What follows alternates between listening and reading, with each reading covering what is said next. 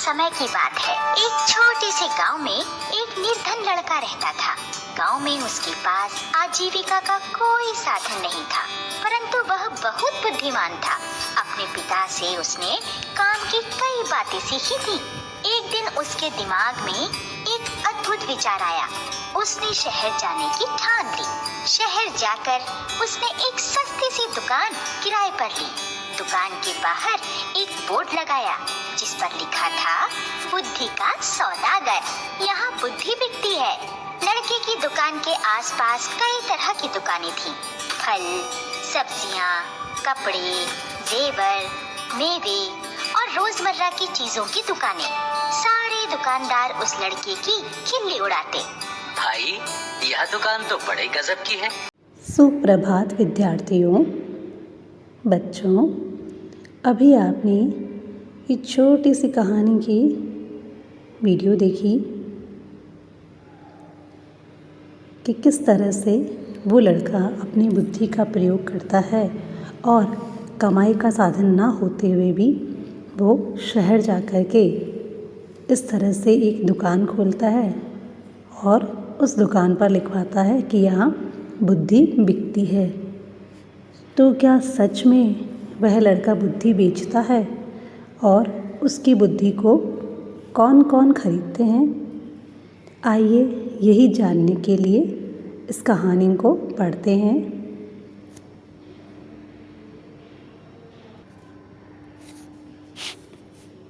पाठ 7, बुद्धि का सौदागर।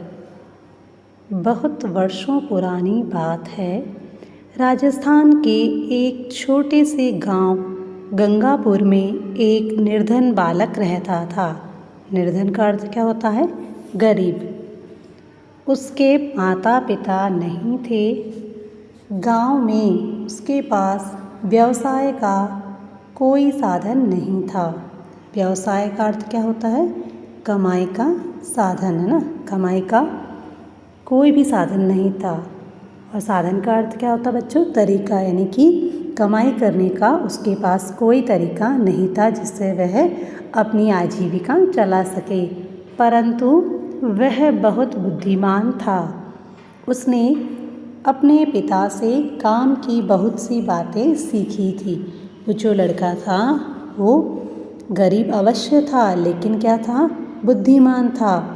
और उसने अपने पिता से काम की बहुत सी बातें सीखी थी। एक दिन उसके दिमाग में एक अद्भुत विचार आया। अद्भुत, अलग सा, हट करके, है ना, कि उसने शहर जाने का निर्णय किया। उसने क्या किया कि वह शहर जाएगा, ऐसा विचार किया। शहर जाकर उसने एक सस्ती सी दुकान किराए पर ली। दुकान के बाहर एक बोर्ड लगाया जिस पर लिखा था, बुद्धि का सौदागर। सौदागर कौन होता है? व्यापारी, अर्थात बुद्धि बेचने वाला व्यापारी। यहाँ बुद्धि बिकती है। लड़के की दुकान के आसपास कई तरह की दुकानें थीं। फल, सब्जियाँ, कपड़े, जेवर, मेवे और रोज़मर्रा की चीज़ों को पूरा करने की दुकानें। सारे दुकानदार उस लड़के की खिल्ली उड़ाते थे। खिल्ली उड़ाना, हंसी उड़ाना। भाई, यह दुकान तो बड़े गज़ब की है। अब तो अक्ल भी बिकने लगी। लोग क्या करते?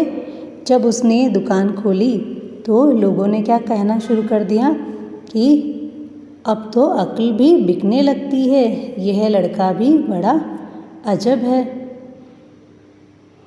लड़का उनकी बातों पर ध्यान नहीं देता था। वह दिन भर आते जाते ग्राहकों को आवाज़ लगाता, आओ आओ, बुद्धि ले लो, एकदम खरी, सस्ती और उपयोगी। एक दाम सही दाम, आओ साहब ले जाओ। काफ़ी दिन बीत गए परंतु उसकी दुकान पर कोई भी ग्राहक नहीं आया।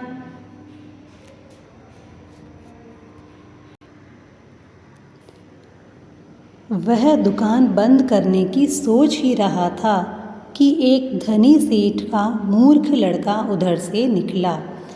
काफ़ी दिन बीत गए। उसने क्या सोचा कि अब कोई भी दुकान पे नहीं आ रहा है, कोई ग्राहक नहीं आया। तब उसने दुकान बंद करने का विचार किया।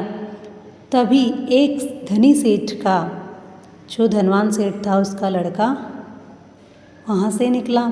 उसे समझ नहीं आया कि यह कैसी दुकान है, कोई फल या सब्जी होगी। मेरे पिता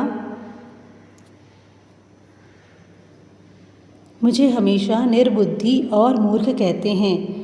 जब उस लड़के ने दुकान को देखा तो बोला कि ये कैसी दुकान है। तब उसने देखा कि मेरे पिता हमेशा मुझे क्या कहते हैं, निर्बुद्धि कहते हैं, यानी कि बिना बुद्धि का, है ना, निर्बुद्धि बिना बुद्धि का, और मूर्ख कहते हैं। क्यों ना मैं यहाँ से बुद्धि खरीद लूँ। यह सोचकर उसने सौदागर से कहा, एक सेर का कितना पैसा लोगे?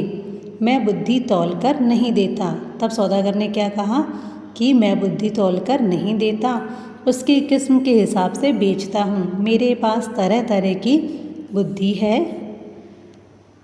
आपको कैसी बुद्धि चाहिए? तो ठीक है, 1 पैसे में जिस तरह की बुद्धि आए दे दो। तब लड़के ने क्या कहा कि 1 पैसे में जिस तरह की बुद्धि आए तो दे दो।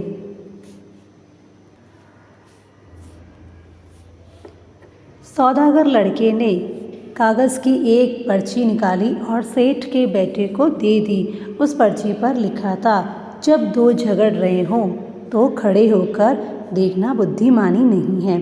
सेठ का पुत्र खुशी खुशी घर पहुंचा।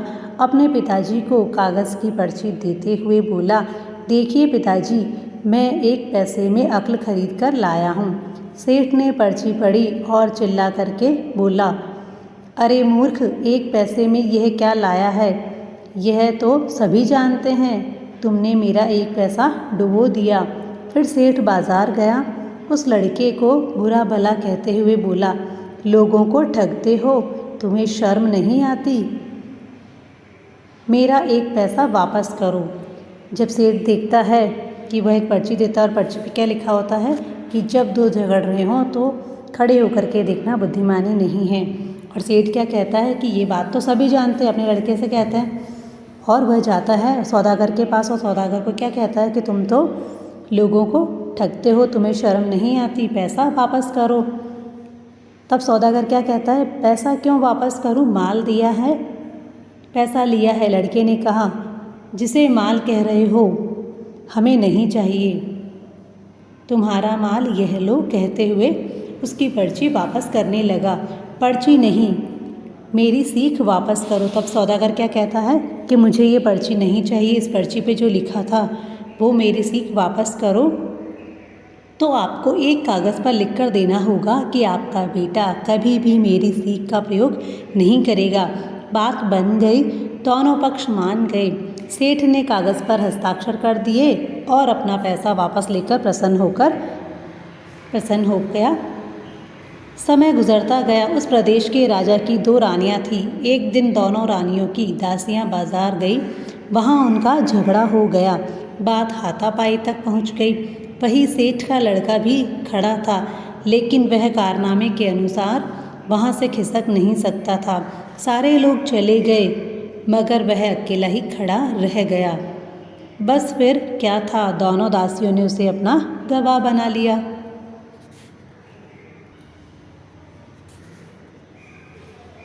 झगड़े की बात राजा रानियों तक पहुंची। दोनों रानियों ने लड़के से अपनी अपनी दासी के पक्ष में गवाही देने के लिए कहा। सेठ और उसके बेटे के होश उड़ गए। वे सहायता के लिए बुद्धि के सौदागर के पास पहुँचे। हमें किसी तरह बचा लो। जब सेठ ने देखा कि दासियों ने उसके बेटे को गवाही देने के लिए तैयार किया है, तब सेठ बुद्धि के सौदागर के पास पहुंचा और क्या कहा कि हमें किसी तरह बचा लो, लेकिन मैं 500 रुपये लूँगा। तब उस सौदागर ने क्या कहा कि मैं बचा तो लूँगा, लेकिन मैं 500 रुपये लूँगा। ठीक है, ये लो 500 रुपये। सेठ उसको 500 रुपये देता है।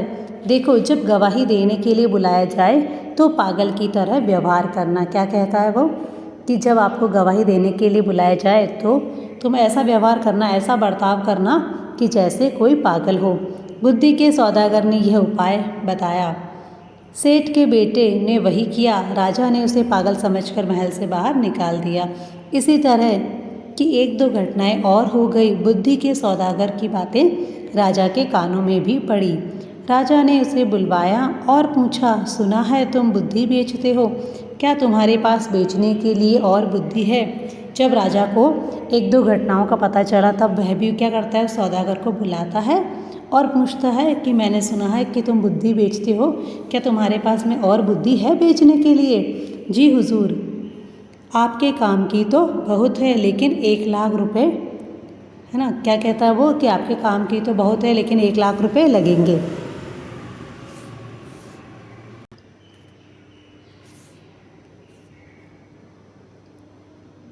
तुम्हें 1,00,000 रुपये ही दिए जाएंगे। तब राजा कहता है कि तुम्हें 1,00,000 रुपये दे दिए जाएंगे।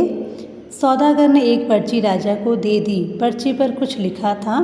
राजा ने पढ़ा, कुछ भी करने से पहले खूब सोच लेना चाहिए। राजा को यह बात बहुत पसंद आई। उसने अपने तकिए के गिलाफ पर, पर्दों पर, अपने कक्ष की दीवारों पर, अपने बर्तनों पर इस वाक्य को लिखवा दिया, जिससे वह इस बहुमूल्य बात को कभी ना भूले। राजा को जो सीख उसने दी थी वो उसको बहुत पसंद आई और राजा ने क्या किया, जगह जगह उसको लिखवा दिया ताकि वो उसे भूल ना सके। एक बार राजा बहुत बीमार पड़ गया। राजा के एक मंत्री ने वैद्य के साथ मिलकर षड्यंत्र रचा। षड्यंत्र का अर्थ होता है साजिश। जब राजा बीमार हो गया तो राजा का जो मंत्री था उसने और वैद्य के साथ मिलकर के उसने क्या किया, एक साजिश रची कि किस तरह से राजा की दवा में विष मिला दिया जाए। विष का अर्थ होता है जहर। किस तरह से राजा की दवा में जहर मिला दिया जाए और उसे मार दिया जाए। दवा का प्याला राजा अभी मुंह के पास लाया ही था, उस पर लिखी बात पर उसकी नज़र पड़ी। जब राजा दवा पीने ही वाला था तब उसने जो बात वहाँ लिखवाई थी सौदागर के द्वारा कही गई,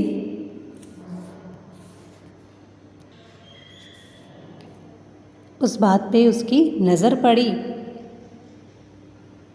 कुछ भी करने से पहले खूब सोच लेना चाहिए। राजा ने प्याला नीचे रखा और दवा को देखकर सोच में डूब गया कि पिए या नहीं।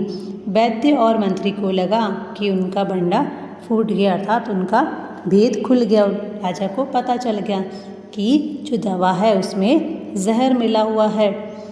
वे दोनों राजा से क्षमा मांगने लगे। उन्होंने क्या किया, राजा से माफ़ी मांगी, क्षमा मांगी। महाराज हमें क्षमा कर दीजिए, हमसे बहुत बड़ी भूल हो गई।